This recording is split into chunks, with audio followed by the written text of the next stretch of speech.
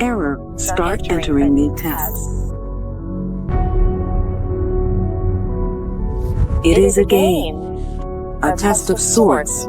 For determining whether something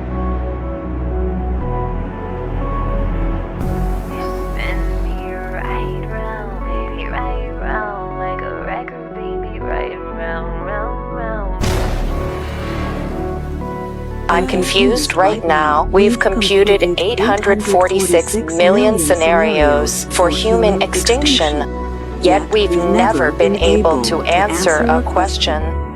Why does every doomsday countdown bear the indelible mark of made by humans?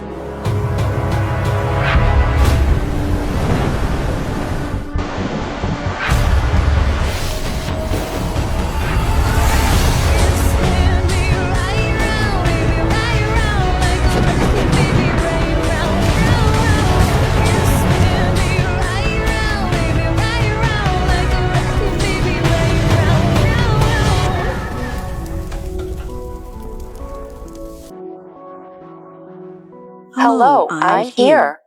Want to play a game?